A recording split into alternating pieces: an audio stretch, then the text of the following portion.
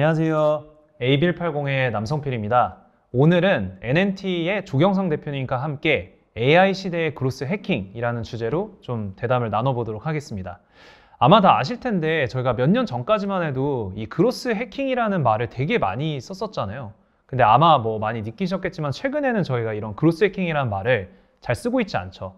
그리고 그 말이 가지고 있었던 파워도 뭐 예전만치 못한 것 같고요. 왜 그런가 이제 생각을 해보면 이제 해킹이라는 그 단어 자체가 기본적으로 되게 적은 리소스를 가지고 창의적인 아이디어를 통해서 높은 효율의 어떤 그로스를 만들고자 하는 이제 그런 의미를 담고 있는데, 너무 이제 기존에 알려진 그런 그로스 해킹 방법론들이 너무 많이 알려지기도 하고 보편화되면서 그 희소성이나 효율성을 많이 잃어버린 게 아닌가 싶어요. 이제 그럼에도 불구하고 오늘 제가 초대드린 이 NNT라는 이 팀은 여전히 해킹의 영역에서 계속적으로 새로운 시도를 이어가고 있는 그런 드문 팀 중에 하나인데요. 특히 오늘 모신 조경상 대표님께서는 이제 명실상부 이제 이런 분야에서 정말 전문가이시기도 하고, 그래서 뭐 간단히 이력을 소개해드리면 뭐 숨고의 공동창업자이자 딜로이트 컨설팅, 그리고 우아한 형제들 전략기획팀에서도 활동을 해오시면서 지난 10년 이상 꾸준히 이 그로스 영역에서 활동을 해오셨습니다. 그래서 오늘은 이 NNT와 조경상 대표님께서 정의하는 오늘날의 그로스 해킹, 특히 AI를 활용한 실전적인 그런 그로스 해킹 방법론에 대해서 이야기를 한번 나눠보도록 하겠습니다. 네, 대표님 안녕하십니까? 네, 안녕하세요. 네, 뭐 시작하기에 앞서서 뭐 간단하게 본인과 NNT에 대해서 한번 소개해 주실 수 있으세요? 네, NNT는 흔히 말하는 디지털 마케팅 에이전시이자 컨설팅 회사인데요. 다른 이제 흔히 말하는 광고 에이전시랑 다른 점은 저희는 일반적으로 고객분들이 갖고 있는 어려운 문제점들을 해결해 준다라는 점입니다. 근데 어려운 문제라 그러면 이게 뭐 굉장히 정말 기술적으로 어려워서 고생을 하시는 경우도 있고요. 아니면은 뭔가 운영이나 뭐 인력적으로 어려운 점들, 그러니까 어렵다고 하는 거 굉장히 포괄적으로 저희는 해석을 하고 있고, 그게 어떠한 어려움인 건 간에 저희가 이제 도움을 드리는 그런 회사라고 봐주시면 될 것 같습니다. 그래서 요즘에는 그냥 뭐 흔히 말하는 이제 고객사 사이드에서도 많이 저희를 찾으시지만 뭐 에이전시라던가 컨설팅 펌, 사모펀드 이런 곳들에서도 이제 갖고 있는 마케팅적인 어려움이나 해결하고 싶은 문제가 있다라고 했을 때 저희를 좀 많이 찾아주고 계십니다. 그럼 어떻게 보면 이제 디지털 성장이라는 그 주제에 대해서 어떠한 문제를 가지고 있던 그게 어려운 문제면 NNT에게 상담을 하면 그런 부분에 있어서 다양한 기술이나 그로스 방법론을 통해서 도와주신다, 그렇게 볼 수 있을까요? 네, 맞습니다. 그래서 특히 이제 뭐 불과 몇 년 전만 해도 예를 들면 뭐 CRM 같은 것들은 하기 굉장히 어려우니까 그런 부분에 있어서 기술적, 뭐 개발적, 그리고 인력이라든지 운영적인 점들 이런 것들도 많이 도움을 드렸고요. 당연히 요즘도 그건 하고 있지만 최근엔 아시다시피 AI라는 분야가 마케팅에서도 굉장히 중요한 분야가 됐기 때문에 이런 부분에서도 저희가 이제 뭐 그 분야가 광고건, CRM이건 아니면 어떠한 분야건 좀 그런 부분에서 어떤 식으로 우리가 이것들을 활용해서 AI라는 걸 활용해서 개선할 수 있고 더 성장을 만들 수 있는지 이런 부분들을 좀 많이 도움을 드리고 있습니다. 이해했습니다. 그러니까 원래 이제 이 디지털 그로스라는 게 워낙 포괄적인 부분이다 보니까 단 하나의 방법론만으로 사실 해결하기가 되게 어려운 것 같아요. 그래서 이런 NNT와 같은 그로스 컨설턴시들이 뭐 CRM이라든지 AI라든지 데이터 분석과 같은 그런 다양한 방법론들을 이제 섞어서 정말 총체적인 좀 그로스를 이제 만들어주시는 그런 역할을 하시는 것 같습니다. 그럼 이제 본격적으로 AI를 통한 마케팅 그리고 그로스에 대해서 한번 얘기를 나눠보면 좋을 것 같은데요. 이제 NNT가 워낙 많은 기업들과 일하시잖아요. 근데 이런 기업들과 일하시면서 이거 되게 좋고 무조건 해봐야 될 것 같은데 사람들이 잘 안 쓰는, 그래서 이제 NNT가 추천해 주시는 그런 AI를 통한 그로스 해킹 방법론들이 있다면 어떤 게 좀 있을 수 있을까요? 사실 뭐 이제 해킹이라 그러니까 좀 거창하게 느껴질 수는 있지만 기존에 한국에서 잘 해오지 않았던 디지털 마케팅 분야면 전 다 의미가 있지 않을까라는 생각이 듭니다. 뭐 그렇다고 해서 광고가 의미가 없다라기보다는 광고라고 하는 건 어떻게 보면 한국에서 특히 이제 퍼포먼스 마케팅도 이제 뭐 이래저래 10년 동안 굉장히 많이 발전을 했고요. 굉장히 다들 모든 브랜드들이 다 하고 있고 모든 서비스가 다 하고 있기 때문에 이제 그걸 좀 벗어나서 다시 제로 베이스에서 그렇다면 우리는 어떤 방식의 마케팅을 못하고 있었을까 혹은 하지 않았을까 이런 측면에서 좀 접근하면 좋을 것 같아요. 그게 뭐 아주 단순하게는 뭐 미국에서는 많이 하고 있는 SEO, 뭐 흔히 요즘 미국에서는 뭐 AEO라든지 GEO라고도 하죠. 뭐 이런 것들에 대한 고민을 한다든지 아니면 뭐 CRM을 우리가 좀 진짜 잘하고 있나? 이런 걸 다시 되돌아볼 수 있는 것 같고요. 혹은 바이럴을 우리가 진짜 잘하고 있을까? 이런 우리가 바이럴적인 활동들을 정말로 체계적이고 정말로 임팩트 있게 해내고 있을까? 이런 측면에서도 다시 한번 접근을 해볼 수 있을 것 같습니다. 뭐 그리고 데이터 분석적인 측면에서도 AI가 있음으로써 원래 하기 어려웠지만 충분히 더 접근하기 더 쉬워지는 방법론들도 많기 때문에 이제 그런 측면에서도 많은 것들을 볼 수가 있지 않을까 생각을 합니다. 그러니까 대표님께서 지금 방금 말씀하신 것처럼 뭐 퍼포먼스 마케팅 혹은 디지털 광고라는 부분은 대부분의 회사들이 다 보편적으로 하고 있잖아요. 네. 그래서 어떻게 보면 워낙 잘 알려진 방법론이다 보니까 오늘은 좀 말씀하신 부분에서 또 AI와 상관 있는 SEO와 GEO 그리고 CRM, 데이터 분석 이런 부분에 대한 얘기를 좀 하나씩 해보면 좋을 것 같아요. 네. 그리고 물론 이제 광고라는 거 자체가 마케팅에서 너무 빼놓을 수 없을까 너무 중요한 부분이기 때문에 이 부분에서도 좀 저희는 어떤 식으로 바라보고 있는지 아주 간략하게 좀 소개를 드리도록 하겠습니다. 너무 좋습니다. 광고 얘기도 그럼 이제 같이 끼어가는 걸로. 네. 일단 좀 말씀해 주신 것처럼 이 SEO라는 영역이 뭐 해외에서는 되게 보편적으로 많이 쓰는데 대한민국에서도 이제 많은 기업들이 좀 관심이 높아지고 있잖아요. 이 SEO 얘기를 좀 먼저 해보면 좋을 것 같은데 최근에 이제 SEO를 할 때 어떤 좀 포인트에 좀 주목을 하면 좋을까요? 좀 장황하게 먼저 좀 설명을 드리면 이제 SEO라고 하는 게 사람들이 좀 너무 거창하게 생각하시는 부분들이 있는 것 같아요. 근데 그게 어떤 검색 엔진이건 사실 SEO는 가능하다라고 저희는 접근하고 있습니다. 그래서 그게 뭐 글로벌하게는 구글이 가장 크니까 구글에서는 어떻게 하면 상위 노출할 수 있을까? 한국에서는 네이버에서는 어떻게 할 수 있을까? 근데 네이버도 검색 결과가 있고 네이버 쇼핑도 있잖아요. 뭐 구글도 구글 쇼핑이 있잖아요. 그것도 다 SEO 이제 영역에 포함이 된다는 거고요. 구글 플레이라든지 앱스토어 같은 경우도 검색 엔진이 있으니까 거기서에서도 당연히 SEO라는 게 들어가는데 일단 오늘 이제 좀 집중하고 싶은 거는 이제 구글이라든지 이런 부분, 그러니까 좀 그 흔히 대중적으로 사용하는 검색 엔진에서 그리고 제너레이티브 AI라는 그런 이제 챗봇에서 어떤 식으로 우리가 SEO라는 걸 접근을 해야 되고 어떻게 바뀌어가는지를 좀 알았으면 좋겠다라는 생각을 하고 있습니다. 여기서 전제 조건은 검색 엔진이라고 하는 것 자체가 그러니까 사람의 언어를 완벽하게 이해를 못하기 때문에 생긴 어떻게 보면 좀 뒤떨어진 기술이었다라고 전 생각해요. 이렇게 얘기하면 구글에 있으신 분 되게 싫어하겠지만 사실이거든요. 왜냐하면 자연어를 이해를 못하니까. 그렇기 때문에 이제 구글 같은 경우는 이제 옛날로 돌아갔을 때 그 지금도 마찬가지로 페이지에 있는 컨텐츠를 이제 간접적으로 해석을 할 수밖에 없는 거죠. 그래서 페이지에 있는 키워드, 그 다음에 뭐 다양한 이제 다른 뭐 HTML 같은 것들을 좀 본다든지 이런 방식으로 이 웹페이지는 좋은 거야, 이 웹사이트는 뭐 그닥 좋지 않은 거야, 이런 식으로 판단을 하는 건데 이게 어떻게 보면은 생성형 AI가 나오기 시작하면서 판단 기준이 완전 바뀌어 버린 거죠. 이제 여기서부터는 맥락을 이해할 수 있게 됐어요. 그래서 맥락을 이해할 수 있기 때문에 사람의 맥락을 이해할 수 있다면 뭐 이런 키워드라든지 뭐 흔히 말하는 백링크라든지 이런 거는 굉장히 구시대적이고 검색 엔진적인 사고 방식이 돼버린 거예요.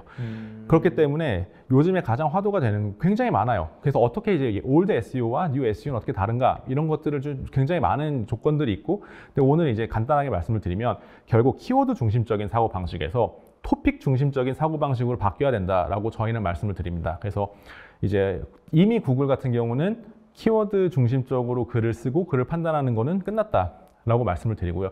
물론 네이버가 조금 느리니까 네이버는 여전히 의미가 있지만 한국에서는 전체 글로벌로 봤을 때, 그리고 한국에서도 구글로 봤을 때는 이 키워드 중심적으로 우리가 이 키워드를 몇 번 노출시켜야 되고 뭐 이런 이제 어떤 옛날의 SEO적인 방식의 사고 방식보다는 우리가 어떤 토픽을 다룰 것이며 이 토픽을 얼마나 잘 다룰 수 있을까를 이런 식으로 판단하는 게 이제 어떻게 보면 간단하게 최근 SEO를 대변하는 말이 아닐까 생각을 합니다. 그럼 어쨌든 지금 말씀해 주셨던 내용을 잠깐 요약을 해보면 SEO라는 건 결국에 검색 엔진으로 인해서 나온 기술인데 그 검색 엔진은 인간의 언어를 완벽하게 이해를 하지 못하니까 뭐 예를 들어서 구글은 말씀하신 뭐 페이지 랭크처럼 그 도메인 자체를 사이테이션 하는 사이트들의 권위를 빌려가지고 간접적으로 측정을 하거나 아니면 그 사이트 내용 안에 있는 HTML 구조를 보거나 키워드를 가지고 이제 찾을 수 있게끔 한 것이지 사실은 그 자연어 자체를 이해한 건 아니다. 그렇죠.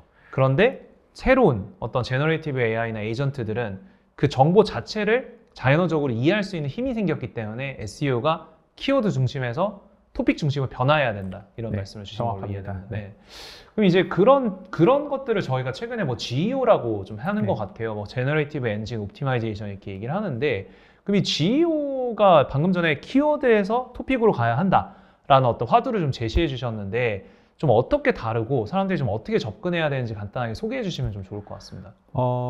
결과적으로 아까 말씀드린 것처럼 맥락을 파악할 수 있다면 이제 어떻게 보면 SEO적인 라이팅 이런 것들보다는 진짜로 사람들한테 가치가 있는 정보들을 얼마나 잘 전달할 수 있냐 측면에서 이제 글을 쓰기 시작해야 된다고 생각해요. 그래서 많은 고객사분들이 저한테 여쭤보세요. 그래서 어떻게 해야 되나요? 라고 했을 때 저희는 오히려 단순해졌다고 말씀을 드립니다. 그냥 좋은 컨텐츠를 제공하면 된다. 근데 여기서 이제 어려운 점은 좋은 컨텐츠라는 건 굉장히 객관적인 이제 어떻게 보면 지표가 될 수 있고 어제 판단 기준인데 그냥 저희는 이렇게 말씀을 드려요.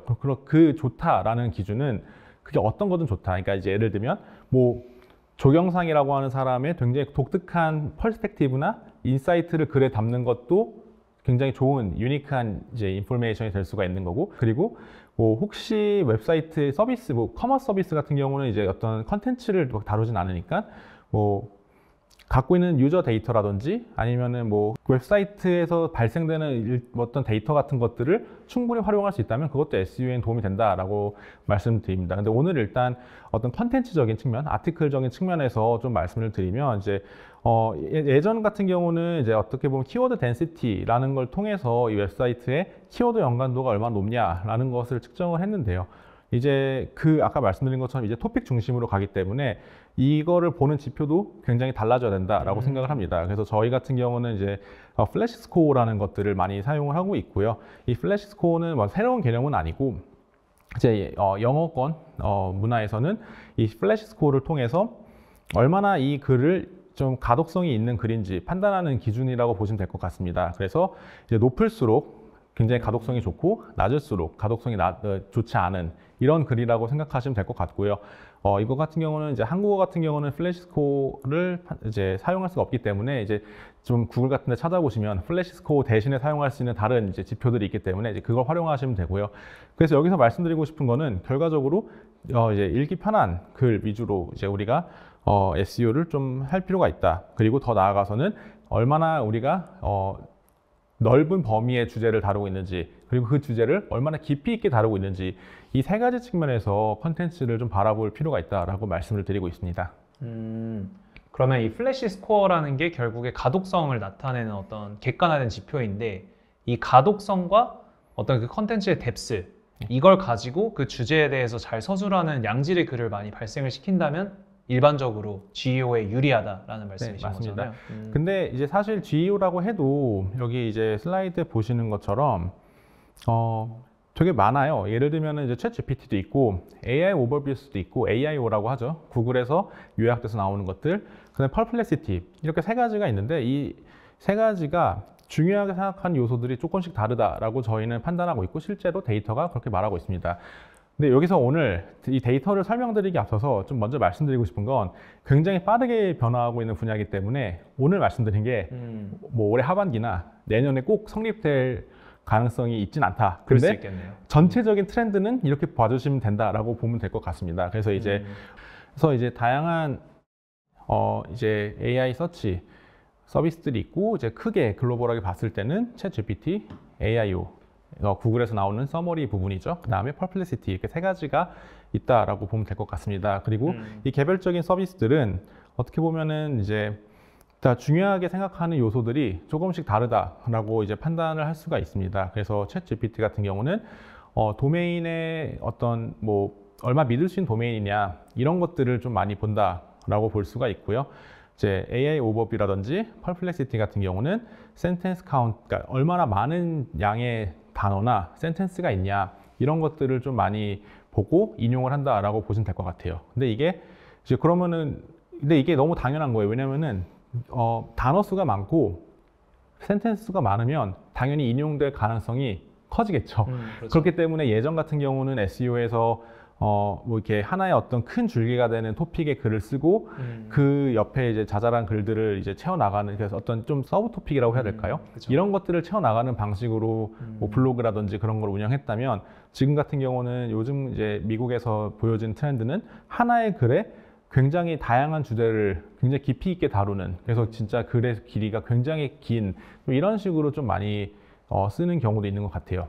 이게 정답이냐 했을 때 뭐 그렇진 않을 수는 있지만 이거는 너무 긴 글, 그 다음에 그걸 포괄적인 토픽과 그거를 굉장히 잘 쓴다라는 거는 당연히 거기에 내용이 많으니까 사이테이션이 될 확률도 높아진다라고 볼 수가 있습니다.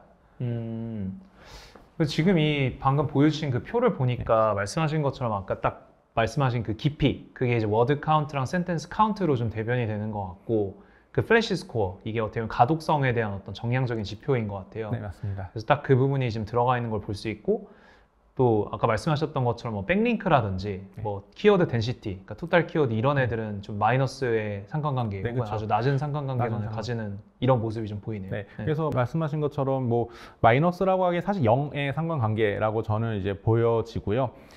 그래서 뭐 백링크라든지 토탈 트래픽이라든지 옛날에 이제 사용했던 SEO적인 개념은 이런 이제 AI 서치 쪽에서는 더 이상 의미가 없다. 근데 이건 너무 당연하다. 왜냐하면 서치 엔진이라는 개념 자체는 맥락을 이해할 수 있는 머신의 세계에서는 아무런 가치가 없는 개념이기 때문에 당연한 결과라고 전 생각을 합니다. 근데 진짜 대표님 말씀이 되게 저도 공감이 가는 게, 저희 회사도 사실은 글을 되게 많이 쓰잖아요. 네. 근데 이제 요새 해외 트렌드를 보면 약간 어떻게 보면 이게 위키피디아식 백과사전식으로 하나의 주제에 대해서 되게 챕터도 여러 개고 사례들도 되게 많이 들어가 있고, 혹은 이제 예를 들어서 리스티클 형식으로 뭐 5개, 10개의 사례를 쭉 늘여놓는다라든지 하나의 주제에 대해서 되게 깊이 있게 들어가는 그런 글들이 확실히 최근에 좀 많이 눈에 띄는 것 같아요. 이런 어떤 좀 흐름을 반영한 거라고도 볼 수 있겠네요. 네, 저는 그렇게 생각하고 있습니다. 네. 그러면 좀 뭐 이런 상황에서 그 어떻게 보면 이제 마케터들 혹은 이제 그 브랜드들 혹은 디지털 어떤 성장을 하는 기업들에게 뭔가 조언을 주신다면, 팁을 주신다면 좀 어떠한 팁을 좀 주고 싶으신가요? 네.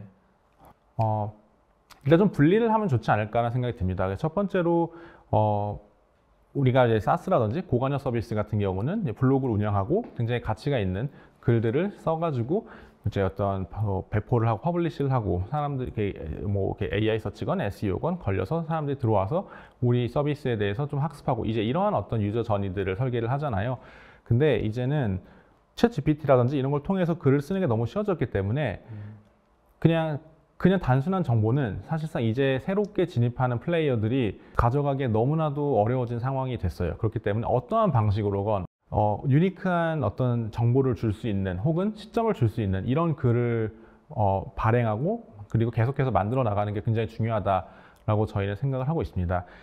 커머스 같은 경우는 이제 뭐 예전 같은 경우는 상세 페이지를 어떻게 하면 더 SEO 프렌들리하게 만들까 이런 고민들을 많이 하셨는데, 적어도 제가 느끼기에는 이게 뭐 제가 정답은 아니에요. 하지만 제가 느끼기에는 구글이건 네이버건 상세 페이지로 SEO를 할 거면 그거는 쇼핑의 영역이니까 구글 쇼핑을 더 잘해, 네이버 쇼핑을 잘해, 이런 식으로 저는 가고 있다고 생각하고요. 특히 글로벌하게는 구글 쇼핑은 완벽하게 분리를 하라는 좀 시그널이 있는 것 같아요.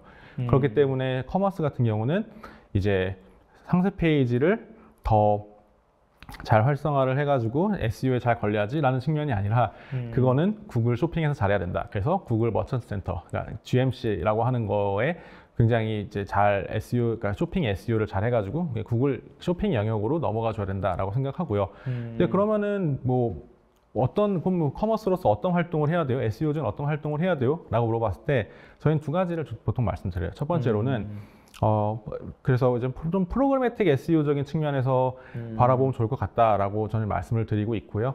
이제 프로그래매틱 SEO 같은 경우는 뭐 간단하게 말씀을 드리면 자동으로 무한정 페이지를 생성을 해서 이제 SEO 프렌들리한 페이지를 만들어내는 이러한 과정이라고 생각하시면 되는데, 저희가 최근에는 뭐 되게 다양한 크고 작은 브랜드들이랑 이제 프로그래매틱 SEO를 하고 있고, 사실 좀 브레인 어서리티가 높은 곳이면 2주면은 보통 성과가 올라오더라고요.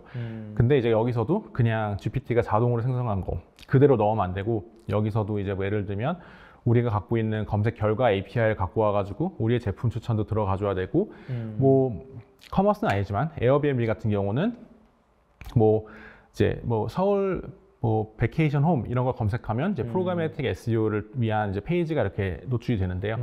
뭐 1월부터 12월까지 평균적인 서울의 에어비앤비 가격이 다르잖아요. 그쵸. 그 평균 그래프 같은 걸 보여줘요. 그건 에어비앤비가 갖고 있는 유니크한 데이터잖아요. 네. 이런 요소들 하나하나가 모여가지고 이제 그게 AI 서치건 구글이건 이런 것들을 굉장히 선호를 한다는 거죠. 그래서 커머스 같은 경우는 이런 식으로 이제 어떤 좀 프로그래매틱한 방식의 SEO를 하는 걸 하나 추천을 드리고 있습니다. 이해했습니다.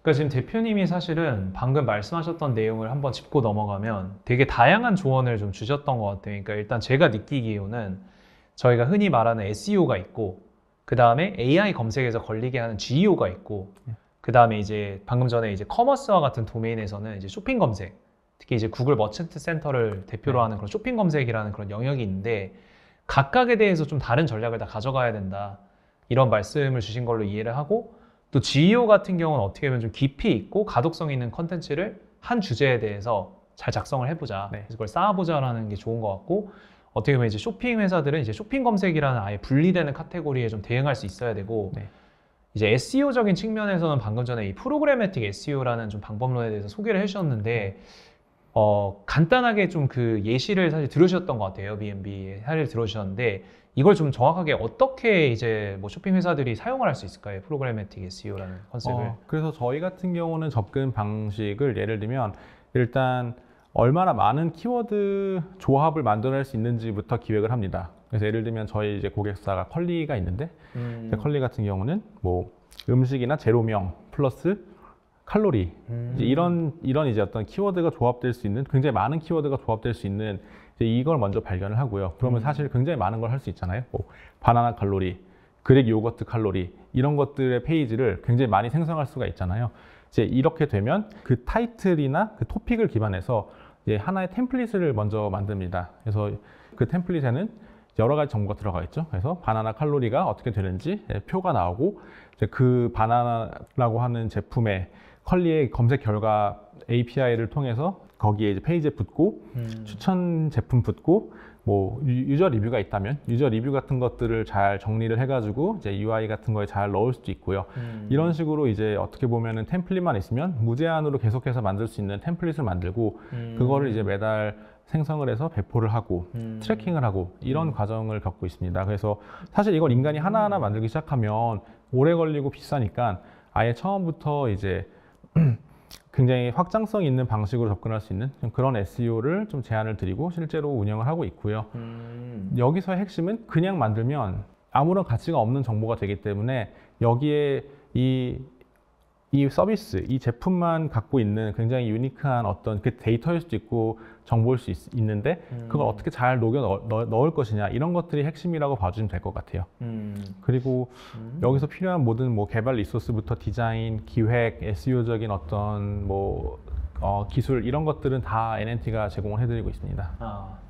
그래서 지금 방금 대표님이 그 프로그래매틱 SEO에 대해서 되게 실제 사례라든지 그런 효과를 많이 말씀을 해주셨고, 또 많은 회사들이 이제 뭐 에어비앤비라든지 컬리 같은 회사들이 도전하는 영역이라고 말씀을 주셨어요. 근데 저도 진짜로 동의를 하는 게 정말 좋은 방법이거든요. 그래서 이 영상을 좀 보거나 듣고 계신 분들은 반드시 또 NNT와 한번 상의를 한번 해보시면 좋을 것 같고요. 사실 아까 대표님께서 처음에 이 두 가지 정도를 좀 한번 SEO에 대해서 말씀을 또 해보고 싶다고 하셨는데, 하나는 이제 프로그래매틱 SEO였던 것 같고, 두 번째는 좀 어떤 주제였을까요? 커머스 측면에서 당연히 이제 프로그래매틱 SEO 너무 중요한데, 굉장히 다양한 제품을 운영을 하는 커머스건, 뭐 여행이건, 다시 좀 블로그 같은 것들을 운영하는 게 좋지 않을까라고 추천을 드리고 있습니다. 그 이유가 이게 확장성이 뛰어나진 않은데, 아까 말씀드린 이제 구글 쇼핑 같은 경우는 이제 쇼핑 그래프라 그래서 구글 입장에서는 구글 쇼핑에 필요한 모든 정보를 이제 다 주면 내가 그걸 이용을 해가지고 맥락에 맞도록 노출시켜 줄게 라는 쪽으로 가고 있어요. 그렇기 때문에 이제 구글의 그 제품 같은 정보들을 주는 것 너무 당연히 중요하고요. 거기에는 유튜브라든지 우리의 블로그 글이라든지 이런 것들도 다 포함이 됩니다. 그래서 요즘에 구글 쇼핑 쪽 보시면은, 한국은 안 그럴 수 있는데 미국만 봐도 구글 쇼핑에 특정 제품이 노출되면서 그 아래 어떤 블로그 글 같은 것들이 서머라이제이션 돼가지고 노출이 된다든지, 유튜브 영상에 같이 노출된다든지, 이런 식으로 굉장히 좀 다양한 맥락에서 이 제품을 추천하는 방식으로 가기 때문에 우리의 제품 혹은 우리의 브랜드 제품, 아니면 어떤 카테고리, 이런 것들에 대한 정보를 만들고 그거를 구글에 제출하는 것만 해도 굉장히 큰 이득을 볼 수 있다라고 말씀을 드리고 있고요. 이거는 네이버도 지금 제품으로 나와 있지는 않지만 적어도 그들이 이제 맥락상, 그들이 이제 어떤 발표한 그 맥락상 봤을 때 똑같이 따라가지 않을까라고 생각하고 있습니다. 그러니까 어쨌든 이게 아까부터 되게 일관성 있는 그런 좀 흐름이 보이는데 어떤 키워드 중심 혹은 키워드 중심과 좀 정형화된 데이터를 가지고 하는 어떤 그런 형식의 노출에서 어떤 토픽과 정보 그리고 좀 비정형 데이터까지 다 활용하는 좀 그런 맥락 중심의 그런 노출로 많이 이동을 해나가고 있는 것 같고 좀 그런 흐름에 맞춰가고자 이제 어떻게 보면 그 커머스 회사들 혹은 여행 회사들처럼 마켓플레이스식 회사들도 사실은 다시 블로그를 운영하거나 더 풍부한 맥락을 이제 GMC에 제공하는 걸 고려해야 된다라는 말씀으로 이해를 했고요. 사실 이게 저희가 되게 SEO와 GEO에 대해서 얘기를 하다 보면 이제 이게 끝이 없어요. 정말 많은 주제가 있기 때문에. 근데 벌써 대표님이 되게 많은 좀 실전적인 좀 아이디어를 주신 것 같습니다. 그래서 뭐 GEO에 대해서는 이제 깊이와 가독성 얘기를 좀 해주셨고 SEO에 대해서는 어떤 프로그래매틱 SEO와 특히 뭐 기업 블로그 이런 걸 말씀을 해주셨고 또 쇼핑 검색 같은 SEO는 좀 더 별개의 영역으로 기업들이 좀 살펴봐야 된다는 얘기를 주셨었는데 저 어떻게 보면 과거에 저희가 매거진 커머스 시대 뭔가 이런 걸로 어떻게 좀 회귀하는 것 같은 그런 그렇죠. 느낌도 좀 드네요. 네. 네. 결과적으로는 이제 어떻게 보면은 굉장히 효율적인 방식으로 제품을 노출시키던 방식에서 이제는 그 맥락으로 넘어가는 그렇기 때문에 저는 이렇게 표현하는데 애그리게이터의 시대에서 인테그레이터로 넘어간다라고 표현을 하고 있고 저는 이제 말씀해주신 좀 그 맥락과 연관이 있지 않을까 생각을 합니다. 무슨 말씀인지 알겠습니다. 저희가 이제 SEO에 대해서 이제 GEO에 대해서 충분히 얘기를 했다 보니까 좀 다음 주제에 대해서 한번 생각을 해보면 좋을 것 같아요. 아무래도 이 광고가 되게 또 AI가 많이 활용될 수 있는 영역이잖아요. 그래서 이 광고 중에서도 이 소재 이런 부분이 저는 좀 많이 활용이 좀 되는 것 같은데 이 광고 소재에서도 이제 NNT가 AI를 되게 많이 활용해 보시고 계시다고 좀 얘기를 들었던 것 같습니다. 네. 아직은 초창기라서 막 엄청나게 고도화된 그런 것들을 하고 있지는 않지만 굉장히 작은 분야부터 조금 중요한 분야까지 되도록이 많이 사용을 하려고 노력을 하고 있습니다. 근데 제가 느낀 점은 그런 것 같아요. 이제 현 시점, 미래에는 달라지겠지만 현 시점에서는 좀 양극단의 크리에이티브에서 전략이, 그러니까 크리에이티브 퀄리티로 봤을 때 양극단에서 좀 이득을 볼 수 있지 않을까 생각을 합니다. 굉장히 막 프로덕션 레벨까지 들어가야 되는 굉장히 이제 막 고퀄리티 영상 같은 경우는 좀 이득을 보고 있는 것 같아요. 실제로 이제 해외 같은 경우만 봐도 이미 AI로 만들어서 뭐 세포라 같은 경우만 해도 그냥 그걸 AI 영상을 그냥 광고 영상으로 쓰고 있고 이거는 전 하반기나 내년 상반기면 이미 티핑 포인트를 넘어설 거라고 생각하고 있기 때문에 이거는 이제 굉장히 활발하게 되고 있다라고 생각하고요. 이제 이제 완전 반대쪽 사이드.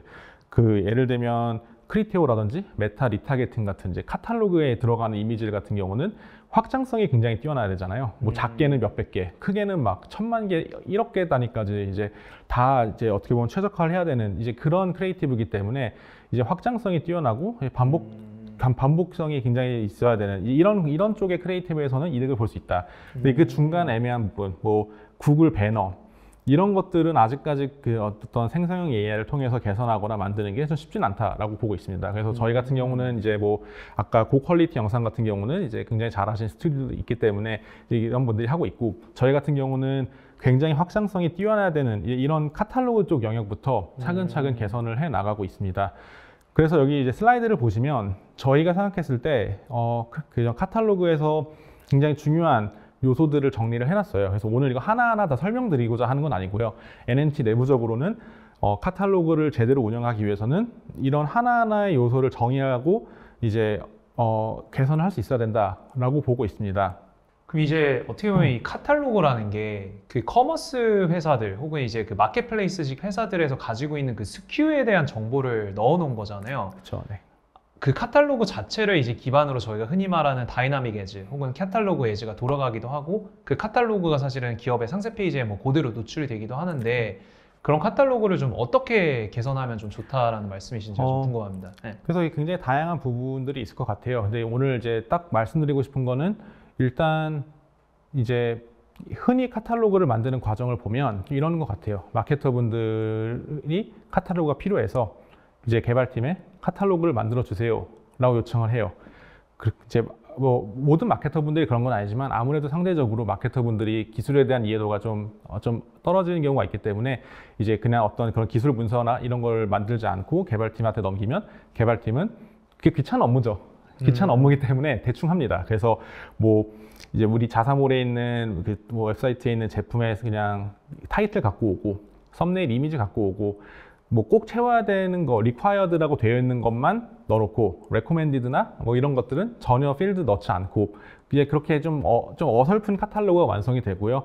그래서 이제 예를 들자면은 뭐 여기 슬라이드에 보시는 것처럼 뭐 쿠쿠 예시를 갖고 왔는데요. 쿠쿠 같은 경우도 원본의 자사몰에 있는 타이틀, 밥솥 타이틀을 보면 뭐 그냥 쿠쿠 전기 보온 밥솥 대용량 30인용 그 다음에 제품 코드가 있죠. 이거를 그대로 크리테오나 메타에 갖고 와서 타이틀로 쓰는 거예요. 근데 이렇게 되면 사실 우린 광고라는 거잖아요. 광고라는 데 있어서 유저들이 보기에는 되게 이상한 타이틀인 거예요. 근데 이제 예를 들면 이거를 뭐 우리가 이제 파이프라인을 만들어서 이 타이틀을 유저 인게이지먼트 차원에서 되게 도움이 될 수 있는 방식으로 충분히 바꿔낼 수 있다라고 저는 생각하고요. 실제로 이제 그래서 좀 다양한 고객사들 대상으로 카탈로그를 운영할 때 이제 그 자사몰에 있는 타이틀을 광고에 이제 카피로 바꿔내고 그걸 계속해서 업데이트를 자동으로 하는 그런 파이프라인까지 저희가 다 관리를 해드리고 있습니다.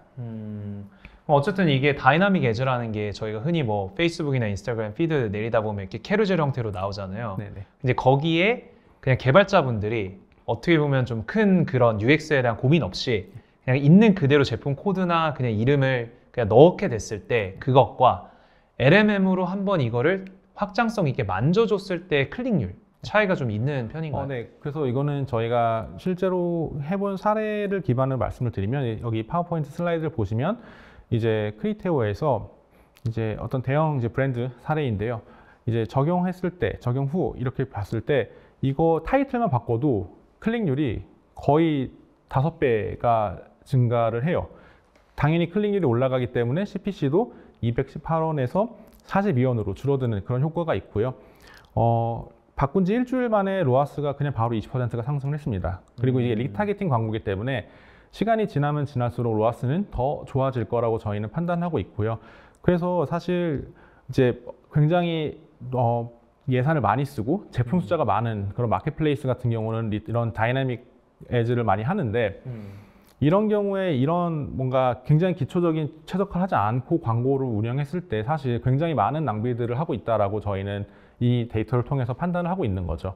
그렇기 때문에 단순히 이 타이틀을 카피로 바꿔주는 것만 해도 굉장히 큰 이득을 볼 수 있다라고 생각을 하고 있습니다. 근데 이게 정말 되게 말씀드리면서 저도 놀라는 게 참 이런 거야말로 그로세키가 아닐까 AI를 활용한 너무 좋네요. 클릭률도 오르고 로아스 사실 20%면 엄청난 사실은 상승을 이뤄낸 건데 사실 너무 좋고요. 그럼 이제 방금 전에 이건 좀 어떻게 보면 LMM 예시인데 이미지 같은 경우는 좀 어떠세요? 이미지는 사실 저희가 이제 예를 들면 제품이 뭐 한 10,000개가 있다라고 했을 때 그 10,000개의 썸네일을 다 저희가 이미지를 바꿔야 되는 거잖아요. 그거에 대한 내부적으로 가능하다에 대한 실험은 끝났어요. 그래서 여기 슬라이드를 보시면 이제 왼쪽 같은 경우는 이제 흔히 말하는 눕기 이미지죠. 눕기 이미지가 있고 이거를 저희가 여러 가지 이제 뭔가 생성 AI 모델을 통해서 배경 색깔을 바꾼다든지 콜 투 액션을 넣는다든지 이런 것들이 가능하다는 거는 충분히 다 실험을 해봤습니다. 사실 이것보다 훨씬 더 현란하게 만들 수도 있어요. 근데 어쨌든 우리가 지금 포커스하는 건 카탈로그니까 카탈로그에서 굉장히 다양한 실험들, 이게 썸네일적으로도 다양한 실험을 할 수가 있는데 지금 문제가 뭐냐면 이 소라 같은 경우는 굉장히 범용적인 모델이에요. 그러다 그쵸. 보니까 광고에 쓰기에는 조금 부족한 점들이 있어요. 그러니까 너무 과해요. 예를 들면 이 썸네일을 넣으면 이 썸네일을 그대로 활용해서 뭘 하는 게 아니라 처음부터 다 랜덤하게 다시 완전 재생성을 하는 거예요. 그래서 그 어떤 특정 제품이 미세하게 좀 다르게 생성된다든지 좀 이런 게 있어요. 그리고 비싸다, API도 없다 이런 문제점들이 있고요. 그렇기 때문에 이제 그리고 뭐 그게 API를 제공하는 모델이 있다고 해도 토큰당 비용이 너무 비싼 거죠. 그래서 예를 들면 뭐 우리가 100만 개를 하는데 토큰당 비용이 뭐 몇백 원만 해도 사실 그게 하나의 굉장히 큰 프로젝트가 돼버리잖아요. 그렇죠. 그래서 저희는 일단 이론상 가능하고 다 가능한데 이게 이제 올해 하반기나 내년 상반기면 토큰당 비용도 많이 줄어들 거고 광고에 굉장히 최적화가 돼 있는 모델로 나올 거다.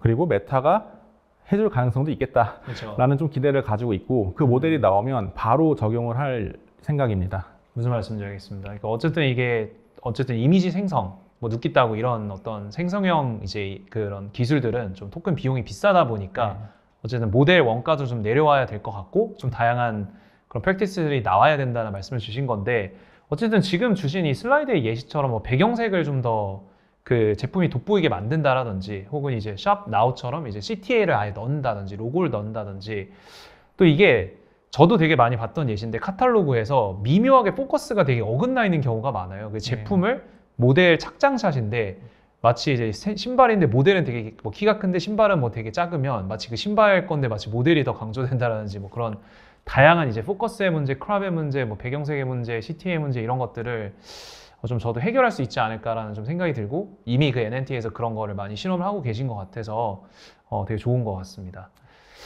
근데 좀 이런 어떤 제너레이티브 AI에 대한 활용 이런 게 사실은 광고 말고도 뭐 CRM도 좀 어떻게 보면 좀 적용될 수 있는 영역이지 않을까요? 네, 맞습니다. 근데 사실 CRM이 뭐 대표님이 더 잘 아시겠지만 AI가 생성형 AI가 들어가기 조금 어려운 부분들이 있긴 해요. 물론 뭐 카피라이팅을 한다든지 이런 거에선 도움을 많이 받겠지만 뭐 광고라든지 SEO에 비하면은 좀 이게 어떻게 적용할 수 있을까에 대한 고민이 좀 많이 들고 이게 좀 적용하기 쉽지 않은 좀 부분이 있긴 해요. 근데 저희는 그래서 CRM 같은 경우는 이런 어떤 좀 기술적인 거라든지 이런 것보다는 어떤 조금 회사의 어떤 폴리시나 문화적인 측면에서 접근을 좀 하고 있습니다. 그래서 여기 이제 슬라이드에 보시는 것처럼 뭐 예를 들면 뭐 베스킨라빈스가 있다.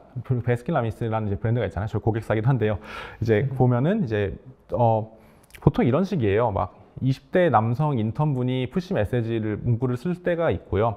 뭐 30대 여성 뭐 대리님이 뭐 어떤 푸시 메시지 문구를 쓸 때도 있잖아요. 그러면 사실 그 메시지의 톤이 굉장히 달라요. 근데 이렇게 큰 브랜드 같은 경우는 좀 민감하거든요. 사실 그런 것들에 대해서. 그래서 저희가 이제 첫 번째로 시도해 본 건 이 브랜드 폴리시를 굉장히 깐깐하게 만들어서 이걸 지킬 수 있도록 문서를 해보자 했는데 아시다시피 그 문서는 아무도 지키지 않습니다. 그렇잖아요.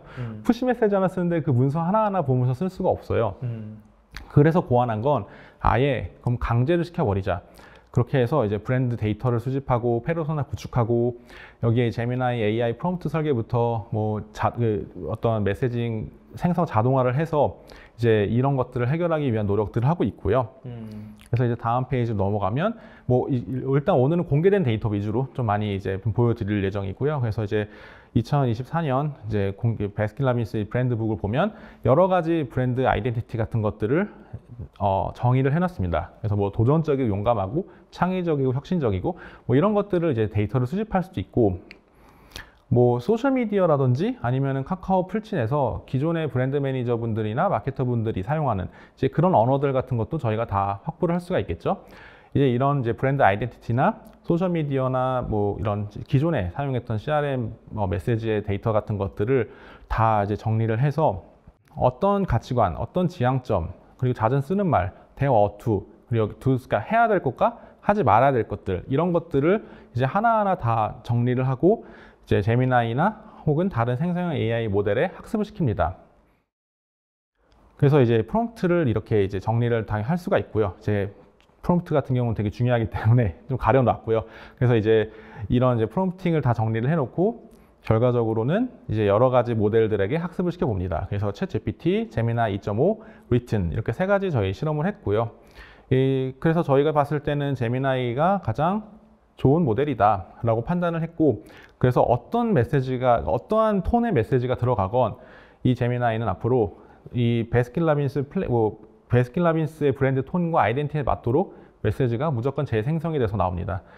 물론 이제 약간 미흡한 점은 뭐 푸시 메시지의 형식에 조금 뭐 글이 좀 길다든지 좀 그런 건 있겠지만 그런 것들을 이제 좀 수정을 하고 이렇게 됐을 때 어느 누가 푸시 메시지를 쓰건 어느 누가 카카오 풀친의 메시지를 쓰건 모두 일관적인 메시지를 이제 고객들한테 내보낼 수가 있는 이런 장점들이 있는 거죠. 그래서 이거 같은 경우는 뭐 어떤 데이터나 어떤 성과 개선의 측면보다는 어떤 브랜드 매니저들이 갖고 있는 좀 본질적인 고민 뭐 그리고 브랜드들이 갖고 있는 좀 고민들 이걸 어떻게 하면 좀 확장성 있고 자동화 시킬 수 있을까 측면에서 이제 하는 좀 그런 활동이라고 보시면 되고요.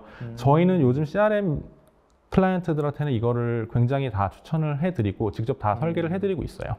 무슨 말씀인지 알겠습니다. 이게 말씀하신 것처럼 알게 모르게 사실 작성자의 그 페르소나와 그런 어떤 가치관, 지향점들이 사실은 CRM에 많이 반영이 되고, 그리고 또 그거를 막 일일이 또 쓰고 검수하고 뭐 이거를 막 A/B 테스팅하고 이런 과정이 되게 복잡한데, 좀 이런 식으로 저희가 프롬프팅 혹은 멀티 에이전트 어떤 멀티 모달 에이전트를 통해서 좀 그런 것들을 좀 일정 부분 자동화한다거나 AI 이네이블 시킬 수 있다면 되게 CRM 생산성이 많이 높아질 것 같긴 해요. 네. 근데 실제로 좀 이렇게 하고 나서 좀 고객사들이 더 많은 캠페인과 뭐 캔버스를 좀 제작을 할 수 있게 되었나요? 사실 이제 예를 들자면 뭐 베스킨라빈스보다 더 큰 브랜드 같은 경우는 뭐 브랜드 뭐 센터라 그래야 될까요? 뭐 그런 것까지 다 가야 되는 경우도 있어요. 이제 그런 측면에서 시간을 좀 많이 절감할 수 있는 부분도 분명히 있고요. 이제 더 많은 테스트를 할 수가 있고, 그리고 이제 아무래도 요즘에 뭐 푸시 메시지라든지 카카오 풀친 같은 경우도 이미지를 활용한 CRM을 할 수가 있잖아요. 그 경우에도 충분히 생성형 AI를 많이 활용할 수 있기 때문에 그런 측면에서도 굉장히 테스트를 더 많이 진행하고 성과를 개선할 수 있는 기회가 많다라고 봐주시면 될 것 같습니다. 아, 근데 진짜 이렇게 그 문안의 작성에서부터 어떤 브랜드 아이덴티티랑 맞추는 과정, 그리고 종국에는 뭐 그걸 검수하는 과정의 어떤 하나의 사이클을 되게 완결성 있게 만드셔서 그 CRM 마케터들의 생산성을 높이신 이제 그런 부분이 되게 인상적인 것 같아요. 그러니까 저희가 아무래도 A1180이다 보니까 브레이즈를 지원하고 있잖아요. 그래서 NNT와 같은 경우에도 저희랑 같이 많은 브레이즈 고객사들을 좀 지원하고 있는데, 좀 오늘 나오신 김에 이 CRM에서 좀 많은 기업들이 좀 잘 못하고 있는 부분도 있는 것 같아요. 좀 그런 어떤 부분들을 어떻게 하면 개선할 수 있을지 좀 조언을 주신다면 어떤 것들이 있을 수 있을까요? 일단은 저희가 판단했을 때 가장 어려운 부분 중 하나가 사실 CRM이라고 하는 게 마케팅이라고 저희는 항상 말씀을 드리면서도 개발팀하고 일해야 되는 부분이 굉장히 많습니다. 그런데 이제 개발팀하고 일할 때는 좀 구체적으로 일하는 게 되게 좋은 것 같아요. 예를 들면 API가 필요하다. 특정 API가 필요할 때 정확하게 어떤 API가 어떤 방식으로 나와야 되는지에 대한 문서부터 만들 필요가 있어요. 그냥 API 만들어주세요. 그러면 개발팀 입장에서는 굉장히 좀 화가 날 수 있는 부분도 분명히 있어요. 그렇기 때문에 개발팀하고 일할 때는 어떤 문서 중심적이고 어떤 정확하게 어떤 것들을 원하는지를 정리하고 그거를 잘 싱크를 하고 정확한 아웃풋을 만들어내는 그런 커뮤니케이션이 확실히 필요하다라는 생각이 들고요. 사실 이게 되게 쉽진 않아요. 마케터분들한테 이런 어떤 프로덕트적인 커뮤니케이션 하라고 말씀드리는 게 되게 쉽지 않아서 사실 그 부분이 저희가 좀 많이 도움을 드리는 부분 중 하나인 것 같아요. 직접 개발팀하고 일을 하고 직접 PO랑 일을 하고 정확하게 어떤 부분에서 기술적인 개선이 필요한지를 좀 싱크를 잘 맞춰드리는 좀 그런 부분이 필요한데 저는 이게 CRM에서 거의 50% 부분을 차지하고 있지 않나라고 생각을 합니다. 이해했습니다. 그러니까 어떻게 보면 많은 분들이 좀 잘 활용을 기대만큼 못 하시게 되거나 좀 어려워하시는 이제 그런 거에 대한 가장 주된 이유가 사실은 기술적인 소통, 그 기술을 하시는 그런 개발자분들과 협업하는 부분인 것 같은데, 그 부분이 어렵기도 하지만 만약 그런 부분을 저희가 상세한 어떤 스펙에 대한 설명이나 조금 더 어떤 개발에 대한 예를 들어서 제이슨이라든지 그런 거에 대한 이해를 가지고 접근할 수 있다면 훨씬 더 CRM이 나아질 수 있다라는 좀 말씀으로 이해를 했습니다. 네. 네. 알겠습니다. 저희가 여태까지 뭐 AI를 통해서 SEO, GEO, 광고 그리고 CRM까지 다양한 주제를 좀 얘기를 해봤는데 마지막으로 활용 점정이죠. 네. 그 분석에 대해서도 대표님이 좀 뭐 상당히 그 AI를 통해서 다양한 시도를 하시고 계시다고 말씀을 해주셨기 때문에 한번 그런 부분들이 어떤 게 있을지 한번 들어보면 좋을 것 같습니다. 네. 사실 좀 어떻게 보면 생소할 수 있는 영역이긴 한데 이제 예를 들면 저 간단하게 말씀드리면 저희는 내부적으로 몬테칼로 시뮬레이션을 이제 클로드나 GPT를 통해서 바이브 코딩을 시작을 했습니다. 그래서 이제 뭐 몬테칼로 시뮬레이션이라 그러면은 마케터분들이 그게 뭔데? 라고 할 수 있지만 뭐 예를 들자면 우리가 흔히 매달 광고를 위해서 미디어 믹스를 짜잖아요. 그렇죠. 그럼 대략적으로 예산이 얼마가 매체별로 예산이 얼마가 들어가는지 CTR 얼마가 되는지 이런 어떤 가정들을 통해서 대략적으로 그래서 우리가 얼마나 성과를 만들어낼 수 있는지를 만들어서 리포팅을 하고 조율을 하고 광고를 실행을 하는데 그것도 어떻게 보면 이제 시나리오 분석이란 말이에요. 근데 몬테칼로도 일종의 시나리오 분석이에요. 그래서 여기 슬라이드를 보시면 뭐 예를 들면 몬테칼로 시뮬레이션의 이제 시나리오 분석을 위해서 여러 가지 가설들을 만들 수가 있어요. 그래서 뭐 콘텐츠를 한다, 예를 들면 SEO를 우리가 시뮬레이션 돌린다. 우리가 프로그래매틱 SEO를 했을 때 얼마만큼의 성장을 이뤄낼 수 있을까? 이런 것들을 한번 예상을 해보고 싶어 했을 때 엑셀에다가 하나하나 이제 저희가 뭐 이런 숫자들을 넣는 것도 일종의 시나리오 분석이지만 이제 몬테칼로 시뮬레이션 같은 경우는 여기 월에 몇 개의 컨텐츠 발행해야 돼. 뭐 검색 같은 경우는 대략적으로 네이버랑 구글에서 볼륨이 얼마나 나와. 뭐 키워드는 뭐 몇 개월 후부터 활성화가 될 거야. 우리가 생각할 수 있는 모든 종류의 가설을 그냥 넣고 이제 GPT나 클로드한테 그러면 이 개별적인 가설에 대해서 적절한 확률 분포나 어떤 핵심 가설 같은 것들을 정의를 해줘 라고 하고 이거를 이제 뭐 10,000번이고 20,000번이고 시뮬레이션을 돌리는 거죠. 이렇게 됐을 때 이제 뭐 예를 들면 AIO 노출 확률별로 흔히 말하는 비관적일 때, 평범한 시나리오일 때, 낙관적인 시나리오일 때 뭐 매출은 24개월 동안 매출은 얼마가 발생이 되고 로아스는 얼마가 될 거고 이게 누적으로는 24개월 동안 얼마 매출이 발생하고 그 누적 로아스는 얼마가 되는지 이런 것들을 굉장히 확률적인 모델링을 통해서 분석을 할 수 있게 됩니다. 이게 원래 과거에는 데이터 사이언티스트 분들한테 요청을 했어야 됐어요. 그러면은 이제 이게 금융이나 물리학에서는 굉장히 보편적인 시나리오 분석이거든요. 그럼 데이터 사이언티스트 분들은 이제 와서 근데 CTR이 무슨 뜻이에요? 뭐 로아스는 무슨 뜻이에요? 이런 거 하나하나 물어보고 이해를 하고 현재 상황이라든지 마케팅적인 용어를 이해를 하고 이제 시나리오에 대한 어떤 플로우를 만들겠죠. 그렇게 하면 일주일이 가요. 그쵸. 코딩을 그분들이 이것만 하는 게 아니기 때문에 대략적으로 뭐 파이썬이나 R을 통해서 코딩을 하고 분석을 하고 하면 2주가 가요. 그쵸. 그러면은 나는 이 시나리오 분석 하나를 위해서 3주를 기다려야 되는 거예요. 근데 이제 이런 식으로 이제 챗 GPT나 클로드를 통해서 모델링을 하면 보통 이런 거 하나 하는데 한 5시간 정도 걸리더라고요. 오래 걸려봐 8시간. 그러면은 이렇게 되게 어떻게 보면 되게 막 석사까지 나온 데이터 사이언티스트 분들한테 요청을 했어야 됐던 업무들을 마케터 분들 입장에서는 손쉽게 이제 대여섯 시간이면 할 수 있는 그런 영역으로 갖고 올 수 있다라는 점이고요. 심지어는 이런 종류의 몬테칼로 시뮬레이션 같은 경우는 생성형 AI가 되게 잘 이해하고 잘할 수 있는 분야예요. 되게 명확하게 이해하고 명확한 아웃풋을 주기 때문에 저희는 이런 좀 어떻게 보면 뭐 기존의 데이터 사이언티스트 분들이 했던 영역들까지 어떻게든 내부적으로 갖고 와서 고객사분들하고 협업하는 방식으로 가고 있습니다. 근데 진짜 참 이게 몬테카를로 분석이 되게 어려운 분야인데 방금 말씀하신 것처럼 자연어로 물론 어느 정도 모델에 대한 이해는 조금은 있어야 되겠지만 그 이해가 있다는 전제 아래 자연어로 우리가 원하는 요구사항을 잘 줬을 때 그걸 당장이라도 돌릴 수 있는 코드로 바로 뽑아내고 그걸로 어떻게 보면 좀 더 분석적인 그 역량을 엄청나게 높은 기초 지식이 없어도 수행할 수 있게끔 된다라는 게 되게 좋은 것 같아요. 그래서 어쩌면 이제 방금 대표님께서 되게 좀 상당히 이제 고급 예시를 좀 주셨는데 뭐 예를 들어서 브레이즈에서 리퀴드문을 짠다라든지 뭐 커스텀 HTML 어떤 이넷 메시지를 띄운다라든지 간단한 SQL을 친다라든지 이런 모든 게 다 마케터가 좀 더 쉽게 할 수 있게끔 된다고 좀 보시나요? 그럼 물론 당연히 되고요. 그래서 결국에는 뭐 흔히 말하는 뭐 텍스트 투 SQL이라든지 이런 것들은 뭐 한 1년, 2년만 지나면 훨씬 잘하지 않을까 생각 들어요. 그리고 이제 개발 잘하시니까 당연히 아시다시피 개발 문법 혹은 이제 이런 종류의 어떤 문법이라고 하는 것 자체가 뭐 이것도 역시 자연어를 이해 못하기 때문에 생긴 진짜 문법이자 규칙인 거잖아요. 그러니까 SQL 혹은 SQL이라고 불리는 것도 그렇죠. 사실 그냥 써보면 그러니까 그냥 문법 정해져 있는 문법 아래서 그냥 기계가 이해할 수 있는 언어로 그냥 표현하는 거잖아요. 뭐 어디서 이 데이터를 갖고 오고 이걸 어떻게 조인할 거고 이거를 명령하는 언어란 말이에요. 그렇다면은 뭐 미래에는 결국 자연어를 이해할 수 있다면 뭐 이런 것들 충분히 더 잘할 수밖에 없다라고 생각하고 뭐 지금이야 저희가 이런 어떤 굉장히 다양한 문법을 통해서 이제 코딩을 하지만 이 이전에는 어셈블리 언어도 있었잖아요. 그렇죠.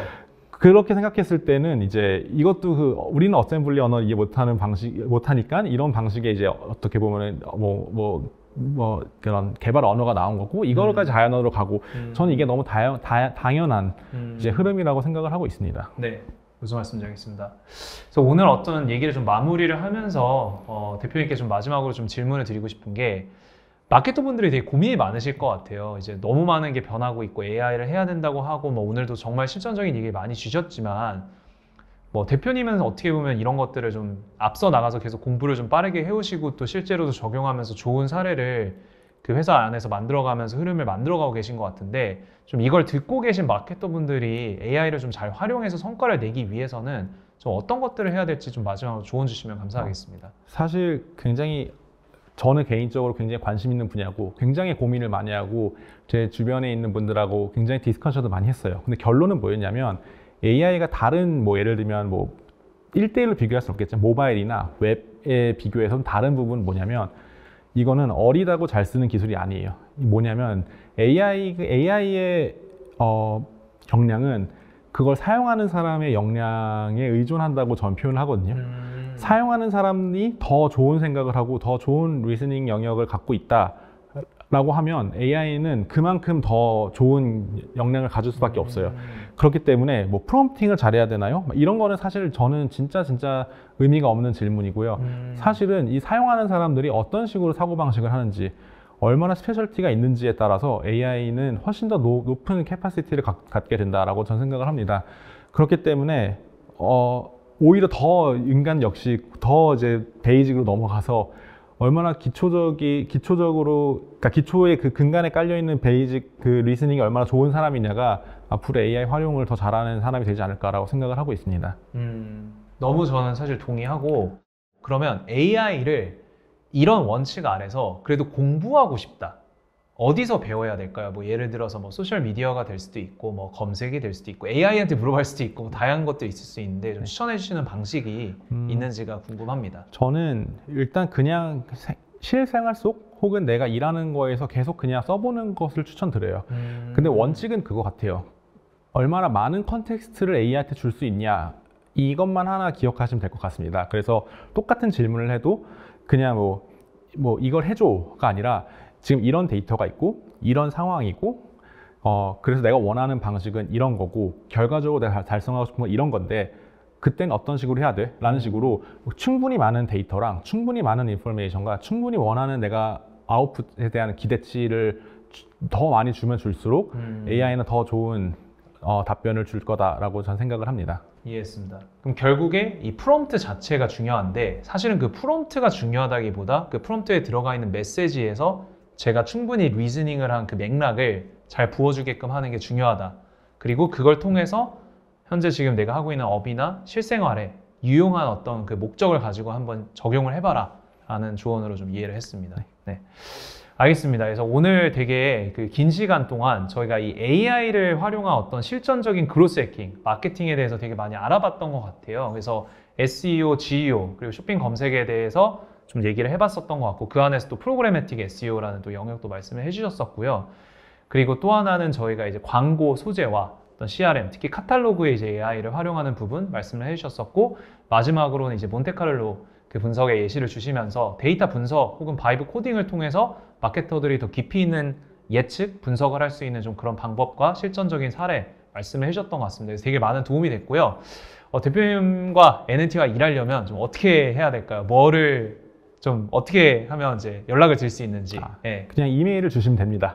알겠습니다. 그래서 뭐 대표님 링크드인도 찾아보실 수 있을 것 같고 뭐 이메일도 있고 뭐 다양한 연락처가 있으니 저희가 이 그 영상과 그 저희 그 글에 그 이메일과 연락처를 첨부를 해서 언제든지 편하게 그 NNT에게 연락하실 수 있게끔 그렇게 하겠습니다. 다음에 또 더 재미있는 주제로 찾아뵙도록 하겠습니다. 감사합니다.